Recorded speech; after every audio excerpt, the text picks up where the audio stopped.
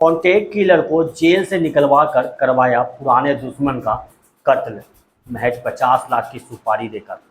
हर हर महादेव कहता हुआ सुरेश शिव मंदिर की सीढ़ियाँ चढ़ रहा था। सुरेश नियम से बिला नागा रोज गुजरात के आनंद जिले में स्थित इस मंदिर में रोज आता था। यही नियम सुरेश के लिए जानलेवा साबित हुआ जब उसी वक्त सामने से सीढ़ियाँ उतरते हुए काठी ने पिस्तौल निकाली और सीधे सुरेश को सर में गोली मार दी। हालांकि यह कहानी परसों पहले शुरू हुई थी। जानते हैं इस कहानी को विस्तार से। इस कहानी में आगे बढ़ने से पहले आपसे एक ही रिक्वेस्ट, आपने हमारे चैनल को सब्सक्राइब नहीं किया है तो कर लीजिए। करीब 15 साल पहले 2009 में सुरेश ने एक पूरी साजिश रची थी। एक कॉन्टेक्ट किलर शब्बीर के जरिए सुरेश ने करीब 50 साल के राजू पर हमला करवाया था। शब्बीर ने एक सरकारी ऑफिस के बाहर राजू पर 2 गोलियां चलवाई थी। उससे पहले कि भीड़ जमा होती और शब्बीर को पकड़ती, वह भाग खड़ा हुआ।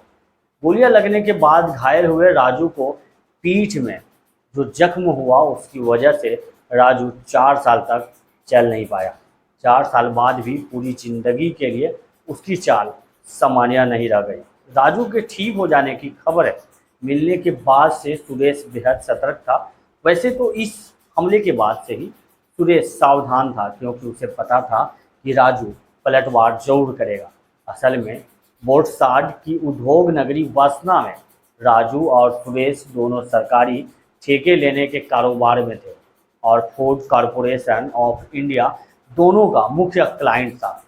इसी वजह से दोनों के बीच कारोबारी रंजिश चलती रहती थी।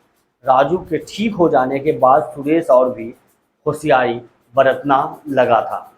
इधर 2012 में हुई एक हत्या के मामले में राजू पर आरोप लगा और वह इस केस में जूझता रहा और आखिरकार इस केस में उसे कोई सज़ा नहीं हुई। सज़ा तो नहीं हुई, लेकिन कुछ समय के लिए राजू को जेल में रहना पड़ा।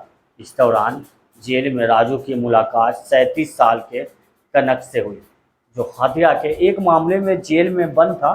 राजू और कनक के बीच अच्छे संबंध बन चुके थे और राजू के दिमाग में कनक का इस्तेमाल करने की योजना बन रही थी। अपने तमाम झंझटों से छुटकारा पाने के बाद पिछले साल से राजू ने योजना बनाना शुरू किया और सुरेश से बदला लेने का मन बना लिया। राजू ने इलम खान और रफ़ीक को सुरेश की और उसकी पूरी दिनचर्या पर नज़र रखकर पल पल की खबर जुटाने को कहा। दोनों ने सुरेश के घर, ऑफिस और आने जाने की हर जगह की रेकी की। इन दोनों की मदद से राजू को यह जानकारी मिली कि सुरेश रोजाना अलग रूट से अपने दफ्तर जाता है और लौटकर घर आता भी है। अलग रूट से हमेशा किसी को साथ रखता है। एक बात जो राजू को पता चली वह थी कि सुरेश रोजाना वसना के विशेश्वर महादेव मंदिर जरूर जाता है और वहाँ पूजा प्रार्थना करता है। बस यही जगह राजू को सही लगी और उसने तय कर लिया कि यही सुरेश का काम तमाम किया जाएगा। जब राजू को ज़रूरत थी उस आदमी की जो उसका यह काम कर सके, इसके लिए उसने कनक का इस्तेमाल किया। कनक को इस काम के लिए खास तौर पर अमरेली जेल से कुछ समय के लिए रिहा करवाया गया। राजू ने कनक के साथ इस हत्या के लिए कॉन्ट्रैक्ट साइन किया और एक बड़ी रकम में कत्ल की यह डील फाइनल हुई। अब कनक को तय समय के भीतर इस काम को अंजाम देना था। इस काम को अंजाम देने के लिए कनक को एक साथी की ज़रूरत और थी। राजू ने एलम और रफ़ीक की मदद से अमरेली के ही एक बदनाम शूटर 28 साल के काठी से संपर्क किया और उसे भी एक अच्छी रकम देकर इस काम के लिए राजी कर लिया। एलम और रफ़ीक ने एडवांस की राशि काठी तक पहुंचाई। फिर काठी और कनक के साथ मिलकर राजू ने फाइनल प्लान बनाया और दोनों को फाइनल ऑर्डर दिया। इसी साल 10 मार्च को जब सुरेश रोज की तरह महादेव मंदिर पहुंचा तो वहां पहले से ही काठी और कनक उसका इंतजार कर रहे थे। सुरेश अपनी गाड़ी से उतरकर जैसे मंदिर की तरफ बढ़ा, सामने से काठी आया और पिस्तौल निकालकर सीधे सिर में गोली मार दी। सुरेश के बचने का कोई चांस न रहे, इसलिए लड़खड़ा कर गिरे सुरेश पर कनक ने तेज धार चाकू से कई बार हमले किए। अगले ही पल सुरेश की लहूलुहान लाश मंदिर के पास पड़ी हुई थी। इस हत्या में शामिल सभी मददगारों को राजू कुल मिलाकर 50 लाख रुपए का पेमेंट कर चुका था। हत्या की खबर पाते ही राजू अपने अस्थायी ठिकाने से फरार हो गया। अमरेली, खंबा, सुरेंद्र नगर में राजू के कई फार्म हाउस थे। वह कभी भी किसी भी जगह पहुंच जाता था। उसने अपना मोबाइल फ़ोन नष्ट करके फेंक दिया था ताकि उसे ट्रेस न किया जा सके। इस एहतियात के बीच हत्या के बाद से ही वह राजकोट में अपने परिवार और घर भी नहीं गया।